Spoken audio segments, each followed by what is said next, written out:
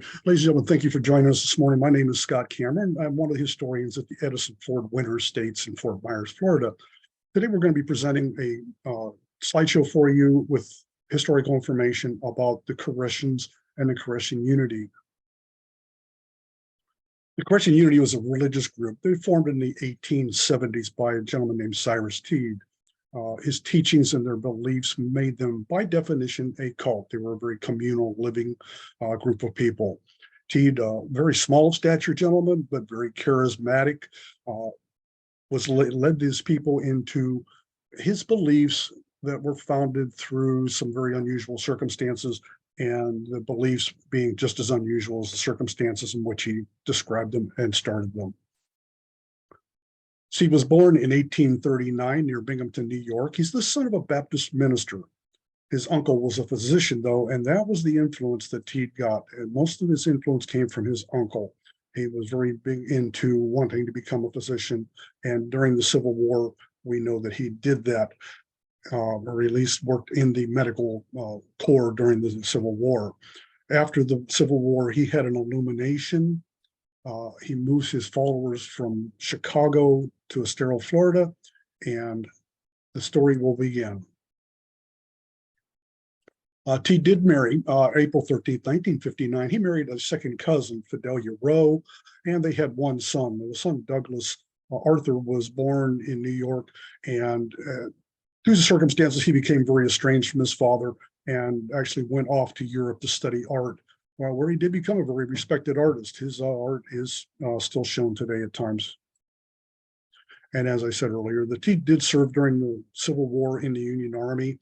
Something in the medical corps, not a lot of definition to that, but we know that he was discharged because of a disability of some kind, most likely heat stroke, and that disability happened in Virginia during campaign down there.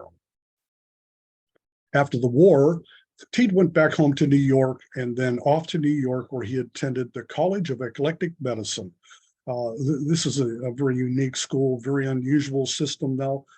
During the period of history in the United States, we're starting to get these different medical schools, and the College of Eclectic Medicine in New York was around from 1866, right after the war, until actually all the way into 1913, and it was incorporated by legislature through the state of New York.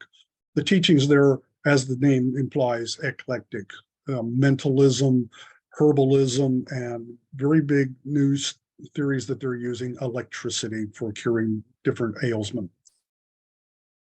In 1869, this is the enlightened moment for Teed. He is working in his office, according to our records, quite possibly working with something that you see pictured here, a ferritic battery. And the belief is that he shocked himself badly with this battery system. And while he was shocked by this, he had an illumination. Later on, he's going to go on to write about that illumination. The book was titled The Illumination of Koresh, Marvelous Experience of the Great Alchemist 30 years ago at Utica, New York. He doesn't explain exactly what happened, just that it involved polarity and spiritual substances. So very vague in what he actually did. But this illumination is what Teed starts to believe, and how he originates his teachings. So out of this illumination, he describes in his later book, out of a purple and golden mist, a beautiful woman appeared to him and explains to him that he is the Messiah, and he is going to lead the people into the New Jerusalem. So the beliefs that she passes on to Teed is that he is the Messiah. She also tells him that God is neither man nor woman. God is what Teed will write as being Bayun, one of the many things that he made up or collaborated from other sources. She also tells him that there is equality of the sexes. Men and women are equal, and that very unusually, we live within the universe. And he's going to explain this all through a theory called cellular cosmology. And of course, the one that gets Teed probably into the most trouble later on is they are going to be immortal. This vision tells him that upon his passing, he will join with her and they will become the mother, father, God. And this whole issue of celibacy or of immortality is got to be channeled. and it's channeled by being celibate. The celibacy, where everyone is supposed to channel their sexual energy to their believing energy, and that's what will give them the immortality. It also becomes a terrible issue for the whole unity later on when things don't pan out the way Teed preaches. So prior to 1891, Teed continued to use that name, but we know that it was around that time that he starts to be referring himself as Koresh. And this is a liberal translation from Hebrew or for the name Cyrus, and translates to shepherd. And then after that, his followers are going to be called Koreshans, and they're going to practice Koreshanity. Now, what Teed does then is he hangs out his shingle. He goes back to New York and he's practicing medicine. And as he practices his medicine after this illumination, he starts to try and convince his patients that are coming to see him for medical issues that they should follow him and these new beliefs of immortality through celibacy, how we live inside this earth through this cellular cosmology. And this causes him a lot of problems in that people start leaving his medical practice, and that fails because he's pushing more of his religious beliefs and his off-the-wall beliefs than he is actually doing practicing medicine. And he actually is going to get sued several times for this by different people because he's preaching different things, that he is the second coming, and people are giving him money and paying for his services, and that's they're not getting the result that they want. And being sued is just one way to get out of it and to get rid of Teed. So he travels through New York a couple of times. He hangs out his shingle, practices medicine, alienates the patients through these teachings, and he basically gets run out of town. He actually has the one letter that we received put into his mailbox that says, "Dr. Teed, you have 24 hours to get out of town or we will assist you in leaving," and signed by the committee. So upon his return to New York, one of the other things that Teed had problems with was money. Financially, this organization, this group of people never really had enough money to do what they wanted. And he returns to Moravia, New York, where his family is settled, and they put him in charge of their mop business. Within 2 years, Teed has gathered a very small gathering of people, and a lot of them were family members. Pictured here is his sister Emma, who was with him through the whole time. Albert Norton is there, his brother Oliver, and a few other followers start to join Teed. But when he makes the mop business fail, he's going to move to New York, and he's going to take just his sister and a couple other small followers to New York. In New York, things don't go well for Teed, and he moves back to his hometown and then on to Syracuse. In Syracuse, he was actually there with his brother. They set up a medical practice there, and he gets sued again. A couple of women accuse him of obtaining money by claiming to be the second Christ. And then he's got all these people chasing him out of town and doing all these things to him again. He does do a lecture in 1884, we know, up there, and it is The Science of Immortal Life. And he shows he's leaning more towards his teachings than his medical practice doing this. And this is when he actually ends up off to New York again, and he's there, and he begins to speak in New York. He runs into some people in New York, very prevalent people, very interesting folks there. He meets a prominent spiritualist there, Mrs. Peake, and he speaks before her group, and he's talking to them about all his scientific knowledge of the human brain and alchemy and that kind of stuff. And Peake's group is kind of buying into Teed, and they're listening, and he's got an audience, and that's what he's looking for. He's looking for that audience. He gets hooked into some people that are involved in the suffrage movement. Cynthia Leonard is one of those. Cynthia Leonard has him speak at the Science of Life Club. He's a big splash there. They invite him to join, and this gives him audience for his teachings. Well, the teachings don't go very far, but he is also finally heard by a lady from Chicago, and this woman is Thankful Hale. Thankful Hale, very prominent socialite in Chicago, and she likes Teed's ideas of mental science because she belongs to the Mental Science Society in Chicago, invites him there to speak before that conference. So Teed goes to Chicago in 1886, and thankful he all paid his way, put up his lodgings and everything. So this worked out well for Teed. But at this conference, he starts, and he does give a speech on Thursday night at the conference. He speaks again through the weekend, and by Sunday night, he's captured this audience with his knowledge and his mentalist thinking. They actually ousted the sitting president of the Mental Scientists Conference, and they installed Teed. So now he has another very good audience, and they're buying into his teachings. So this mental scientist society accepts Teed's, and he moves his operation to Chicago. The small group from New York, his family and some friends and these small followers come to Chicago, and this is the beginning of this Koreshan unity. He forms the World College of Life, and he's offering courses in all this eclectic medicine, awarding graduates psychic and pneumatic theory, therapeutics doctorates, which is basically typically mumbo jumbo. He also sets up his printing house, and he's got to get his word out. Printing is a big thing, and the guiding star is formed. Later on, they'll turn that into the flaming sword.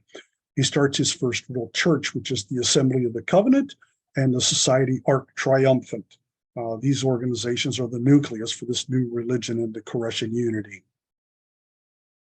Through Chicago, he forms this small commune. The men are housed in this building that you see in the photo here.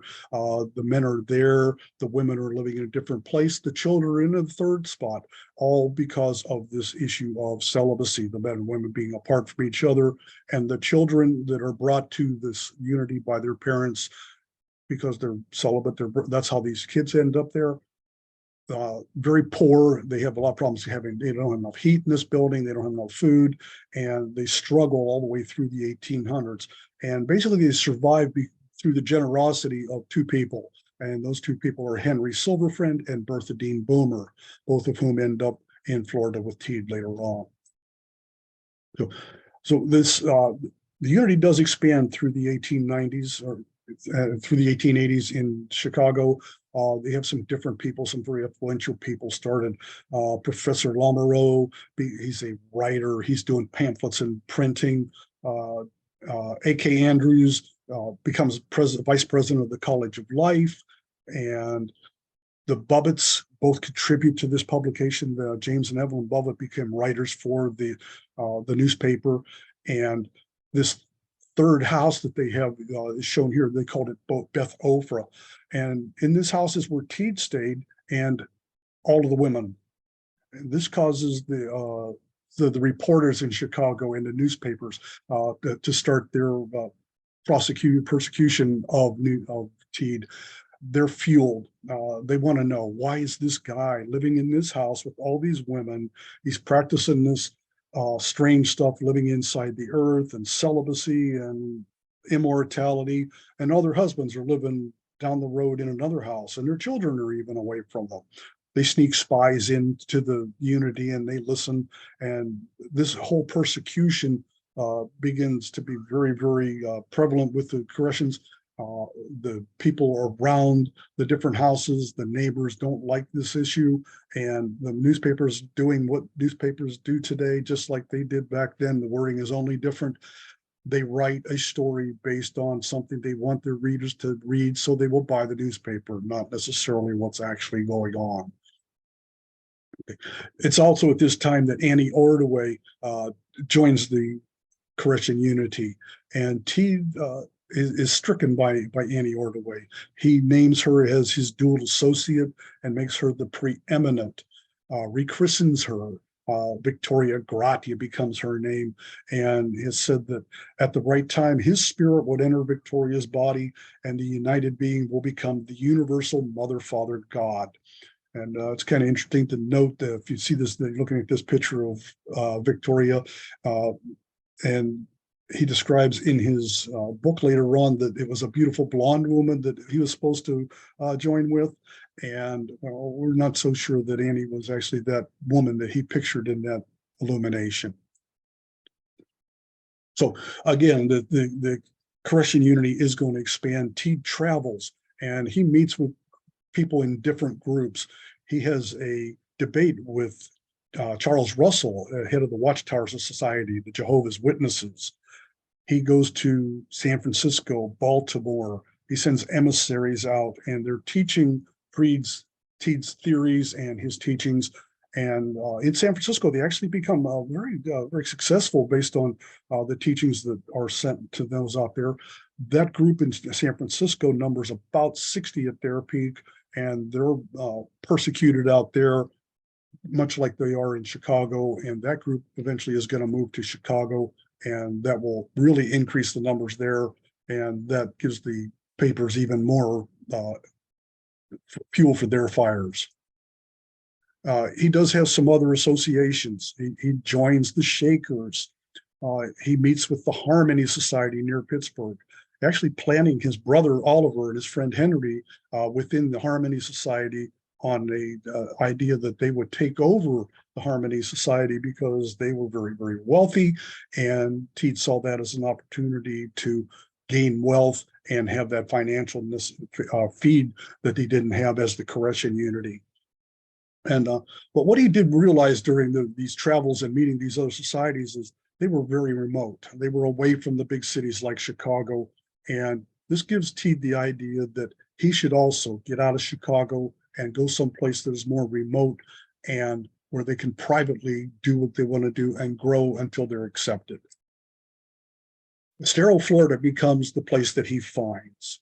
Right down the road here from Fort Myers, small town, was not even a town at that time.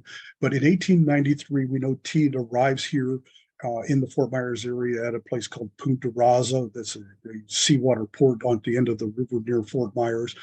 He comes there with Victoria, Gratia, Bertha Dean Boomer, and some other women. And the idea here is he's going to buy property. It's thought that this hotel that he wanted to buy was actually on Pine Island. Quite possibly could have been Punta Rasa, though. And we do know that he was looking at a price of $150,000, which is millions in today's money. Of course, the Koreshans had no such financing, and that whole idea of buying that hotel did not work out. But a local farmer, a gentleman named GUSTAVE DAMKOHLER, he hears about these northerners looking to purchase land, and he's got a homestead out in the swamps of what is going to become Estero, and he meets with Teed and invites him to the property with the idea of it's become almost more than he can attend to, and he's thinking maybe I'll sell this and I'll go on my way if I can find the right buyer. And Teed and the ladies go with GUSTAVE to his property in Estero, and the tale being that on the boat ride from Punta Rasa to Estero to the property, Teed is preaching to GUSTAVE his beliefs. And GUSTAVE, being a religious-minded guy, he's got a wanderlust, and he's looking for that religious connection sometime, and he buys into the whole Koreshan thing. He agrees to join the unity and become part of the commune, and he turns over his property at that time about 320 acres that he's expanded from his original 80, and the agreed price of a mere $200. So Teed gets to this property. He declares it to be the new Vitalis of the cosmic age and egg, and they're going to build their new Jerusalem here. This will become a megalopolis, a city of 10 million people. And right away, he sends back to Chicago word for the men to come to Estero and start to build their new commune. So just a little bit about GUSTAVE. GUSTAVE, as I said, he's a wanderlust gentleman. He was a German immigrant, came to America by way of Australia. He settled in Missouri and then came to Southwest Florida in 1882 looking for homestead. After he arrived here, his wife and daughters died, and he was left there with his son, ELWIN. ELWIN later went on to write about the deaths of his mother and sisters being very mysterious. It's another thing that you could look into with the unity. That is a great story. But what GUSTAVE found when he came here was the river, and when he got upriver, there was a primitive bridge there crossing what was a very primitive, just a sand trail. But this is a crossroads, and made for the perfect spot for him to settle and claim his homestead. As I said, GUSTAVE's son, ELWIN, is there when the Koreshans arrive, and he's a big force with the Koreshans during their first few months there. He's the one that's teaching them how to fish and how to clear the land, which snakes to avoid, and how to do the things they need to do to survive. But he becomes disillusioned, has a fallout with his father, and he leaves feeling that his father's been duped and he's lost his inheritance. So Elwin went off to Fort Myers.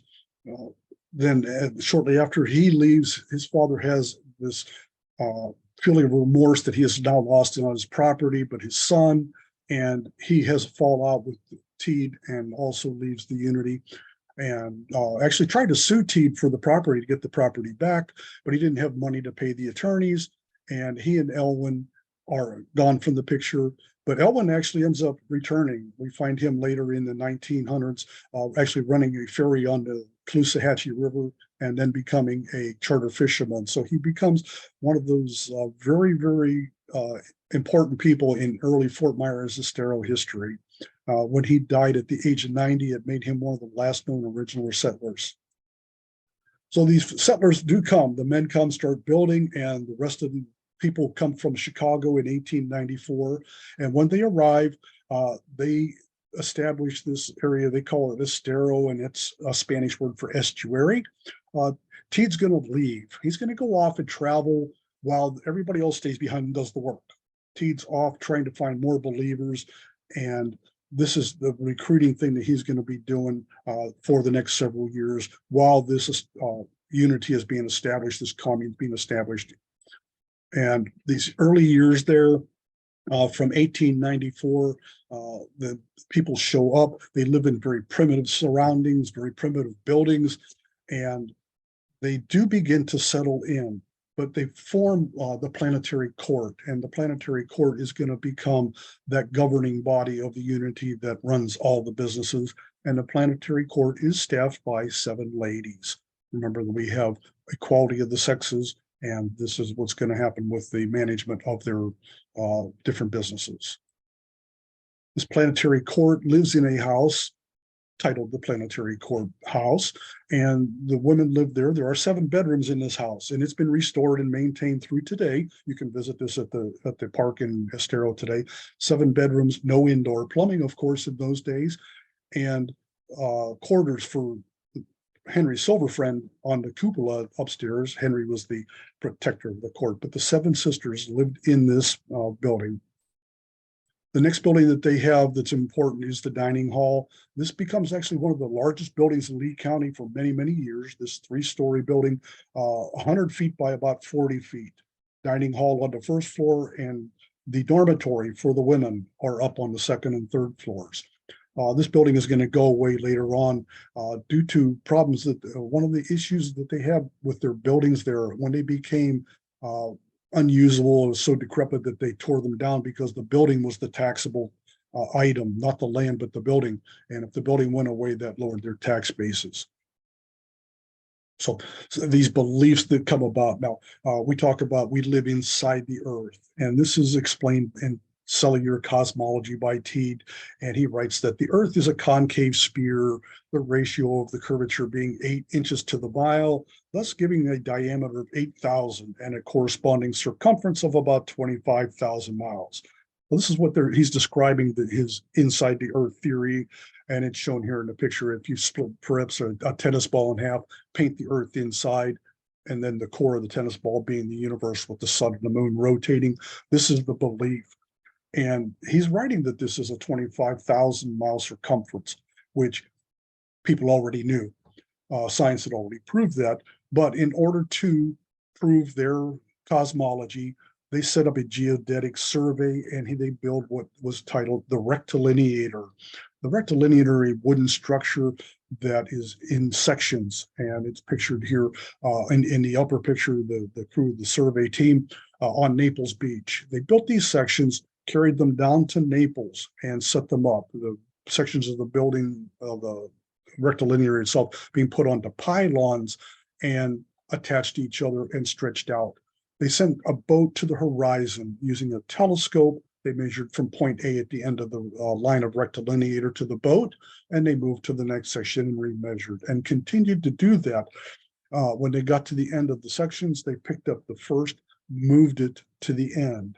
Now they knew that mathematically people will try to challenge them. So they knew that it was also made of wood. So in order to allow for warping and movement, it got flipped and turned so that it was opposite to allow for anything that might have happened to discriminate or disfigure this measurement.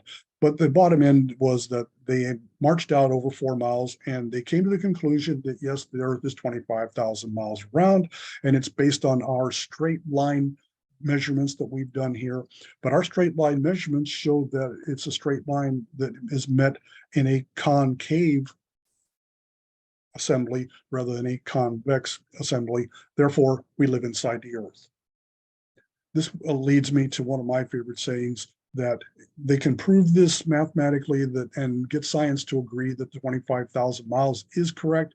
And it leads to the saying, liars figure and figures lie.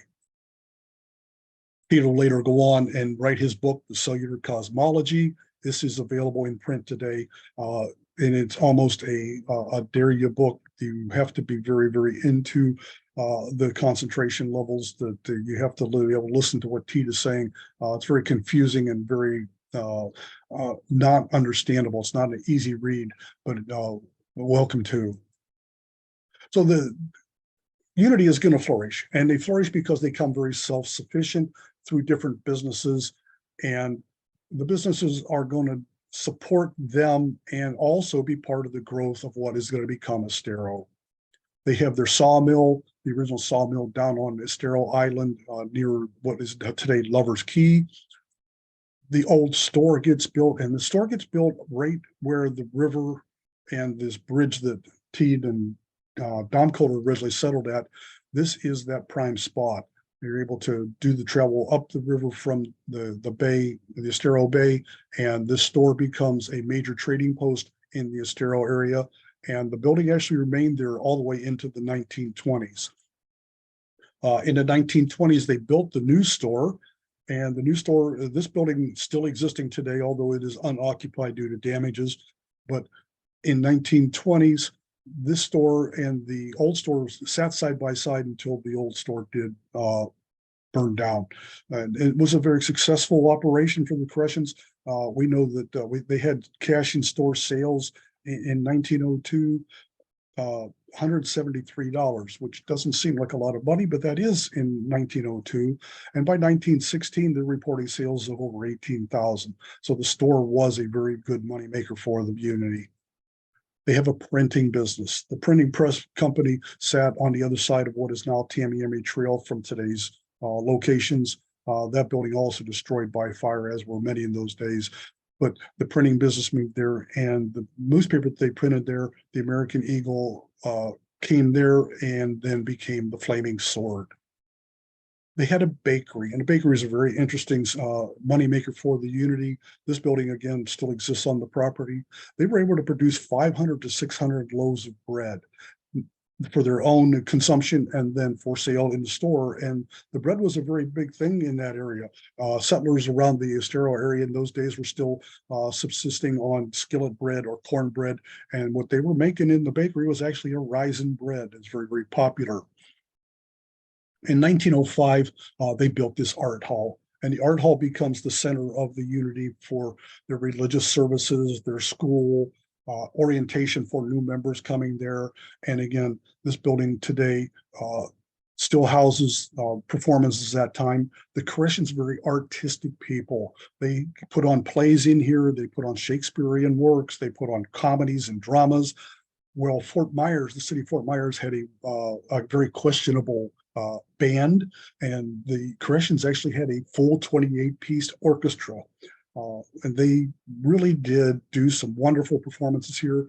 And it is believed that both the Fords and the Edisons attended performances here in the art hall during their time when they were in Florida during the 19-teens and 20s. The boatworks was also a very good business for the Unity. The boatworks originally down on the beach area at Estero Island, but that gets moved up to the Estero River just east of the bridge again. The Estero River being much wider in those days, but the boatworks sat there. This picture on top is actually of the old store. but the one below is their boat pictured there in the main center of this picture is called the Estero, and that picture is taken at the docks up in Fort Myers.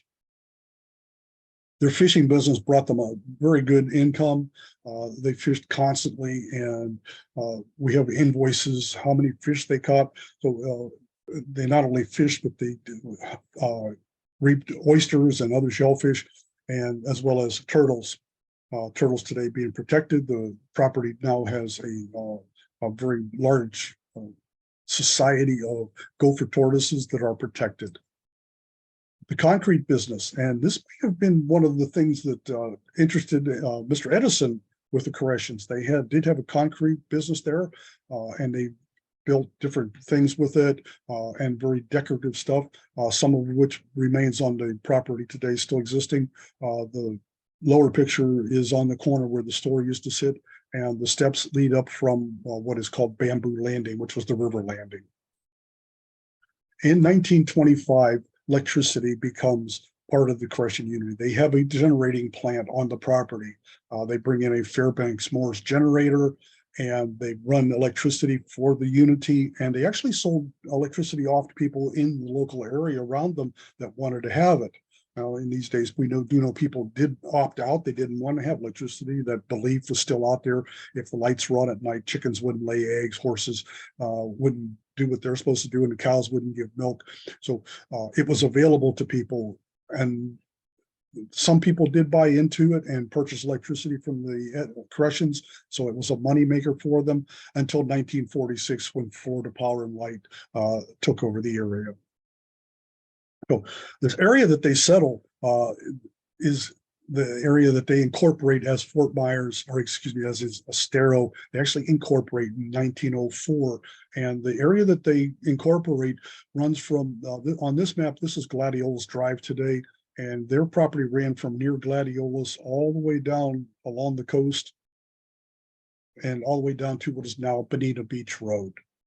Now, after the turn of the century, the 1904 elections come about, and Florida being a very, very Democrat stronghold, very capitalistic, Democratic stronghold, the Koreshans being very socialistic and really didn't like what the Democrats were doing in Fort Myers, they get political. Teed forms the Progressive Liberty Platform, and they are starting to get into a journalistic war. Fort Myers elects a judge, and the judge also happens to be the editor of the Fort Myers newspaper. So the Fort Myers Democrats really have the controlling voice. So the Koreshans start the American Eagle, and they're going back and forth in this journalistic war in 1904 over the presidential election. And when the Republican Teddy Roosevelt gets elected in 1904, the Democrats are just beside themselves. But their big fear with the Koreshans is they know that there's almost 300 people there, and that is a large voting bloc because the city of Fort Myers isn't much bigger. But this political turmoil keeps going. And in 1906, there's a brawl. Teed actually went to Fort Myers with some of the young men from the Unity. They were there to meet the train and some new members coming to join the community. And there is a brawl that breaks out. It's between two men, and they're fighting over a completely unrelated subject. They're fighting over a telephone call that somebody didn't get a message. And Teed tries to break up the fight, but gets involved in the brawl, and he is beaten. He's beaten very badly. We're pretty aware, and our thinking is that the marshal, the city marshal, Marshal Sanchez at the time, actually witnessed this, because after the brawl, he arrested Teed and the men from the Koreshan Unity, and they got out on a $30 bond. Teed returned to the Koreshan Unity, their property, their settlement down in Estero, and he never left after that beating in 1906, because in 1908, he finally succumbed to those injuries, and he died on December 22nd. Now, there are fables and there are history. One of the fable history communications we have is when Teed died, we know that his body was placed in a zinc bathtub, and the members of the unity at the settlement were paying their respects. And most importantly, they're waiting for him to rise, because he has told them that upon my passing, I will rise, I will join with the preeminent, and we will rule as the Mother, Father, God. And in their beliefs, their very deep-seated, rooted beliefs, they thought that he was going to rise. And of course, he's not. But the fable story part of this is that the health department's going to get involved and demand that they bury Teed. So to get Teed from where he's at in the Unity down to Estero Island, which is where they're going to bury him, he's in a zinc bathtub. One source tells us that they floated him down the river in a zinc bathtub. I personally believe that they may have just put the zinc bathtub into a boat and carried it down there, but it does end up at their house and their property down on Estero Island as they finish up his tomb. And they wait for him to arise. They try to stand this vigil. They come up with an idea that, well, we can't stand the vigil very long, but we know he will rise. If we rake the sand in front of the tomb, if we see footprints, we'll know. They had different thoughts and ideas, but of course, this whole thing of arising is not going to happen for Teed. And all this carries on. The house shown in this picture is near what is now Lover's Key. That was one of their buildings down there on the island at that time. And this is where they held Teed's body until they put him in his tomb. And they finally do that. They put him into the tomb, and that tomb sits out on the end of the Estero Island. And in the aftermath of Teed's death, there's now dissension. They end the vigil, and we have problems. The decline of the unity begins, and the planetary court comes together when the master died, and they're worried. Their big worry was, what do we tell the children who we've been teaching all this stuff to about immortality? And the young men of the unity, they start to kind of see the light, and they're the first ones to start leaving. They have trades. They're bakers. They can print. They've worked in the machine shops. They've run the electric plant. They have these viable trades, and they start to drift away, followed by some of the women. And this whole exodus goes away. One of the problems that it did cause, especially, was in their bakery staff, because the bakers were all men, and as those young men went away, they didn't have the ability to replenish their staff of bakers. So connections with Edison and Ford, and a lot of it revolves around the tea garden. The tea garden sat across from the main entrance to the property on what is now the Tamiami Trail. And we find an article in the Koreshan newspaper that tells us about Madeline and Mina Edison visiting in 1912 to have tea at the tea garden. And this is just one of those first times. We have another piece of information, some more documentation showing that Thomas and Mina attended some kind of a performance at the art hall. And we know for sure that Edison's did visit, because in the Flaming Sword, printed in 1931, they're talking about an earlier event that Mina Edison reported attended a tree planting ceremony there. And here in this article, it tells us that Mr. and Mrs. Thomas A. Edison, with their son Charles and his wife, took lunch at the lovely Unity Fair Tea Garden one Saturday. They were well pleased and remained for 2 or 3 hours in pleasant and thoughtful conversation with the charming hostess. And I love the wording, this wording from the 1900s, very eloquent, but this is a one paragraph telling Thomas and Mina Edison actually went there with Charles and had tea and lunch. And we also know that Henry Ford visited.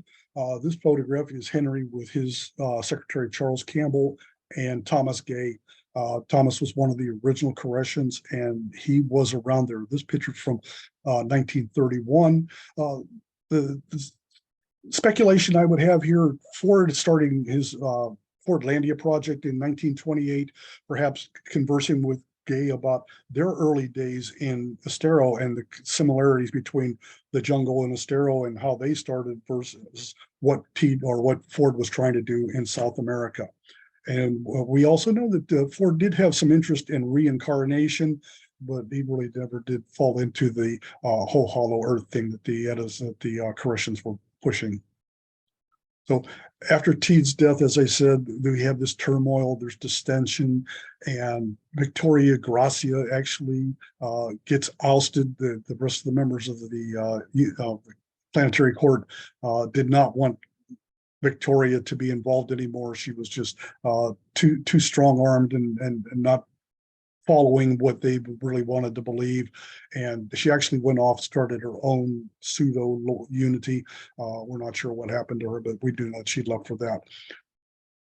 So sadly, 1921, this is an interesting point in the story here, because we did suffer a hurricane here in Southwest Florida, very typical, very similar to Hurricane Ian just last year in 2022. This caused a big storm surge that damaged Estero Island and destroyed Teed's tomb, washed it out to sea, basically.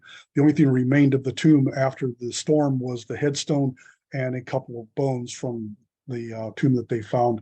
The bones they actually carried up and put into a case in the store, the old store, and during the 1920s fire, when the store burned down, thus went Teed's bones also. The headstone does remain on the property, and it is on display in the founder's house. So the community continued to survive through the 1920s. They're involved with the Trailblazers, a very important aspect of Southwest Florida history. The Trailblazers being the guys who left Fort Myers, blazing the trail across the Everglades to Miami and connecting the road, making the Tamiami Trail that ran from Tampa all the way to Miami.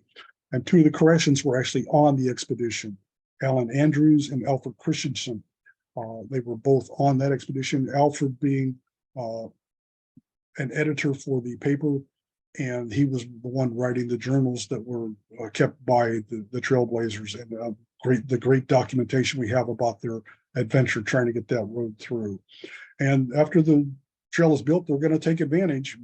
The Koreshan Unity, the settlement being right at the midpoint before the turn, before you go across the Everglades to Miami. They have a gas station there. The new store actually has rooms for rent, and this is a commercial venture for the settlement that worked out very well. So through their period, through all the way into the 1940s, the number of the Koreshans starts to diminish and keeps diminishing.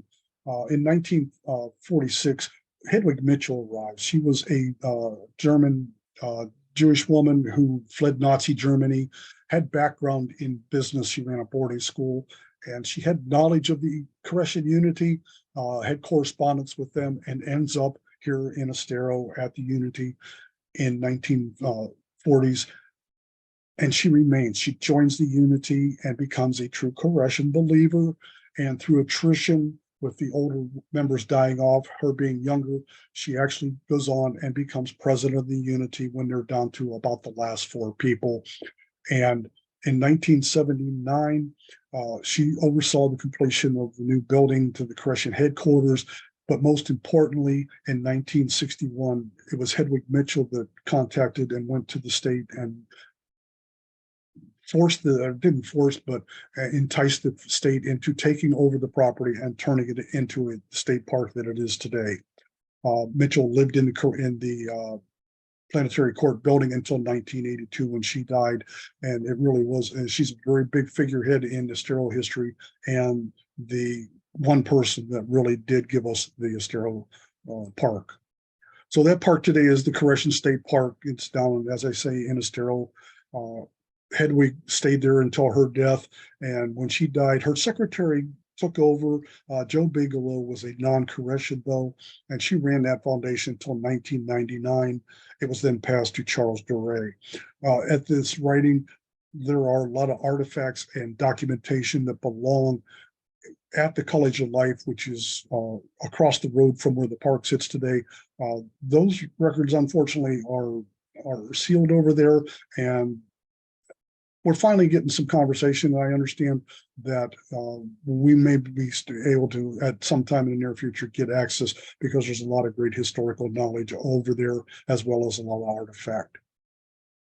So the park also maintains a campground And there are a number of campsites available there. You can camp at the property. And it sits right on the Estero River, which gives you access to canoeing and kayaking. And most importantly, for myself, the Friends of Koresh. This is our nonprofit organization of volunteers that works at the state park. And we welcome anybody to come and help us, join us.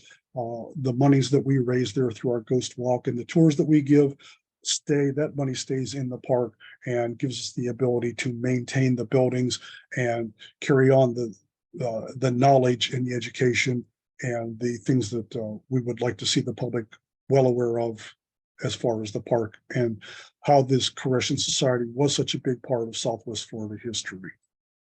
Ladies and gentlemen, those are my sources. And thank you for joining me today. I hope you've enjoyed this.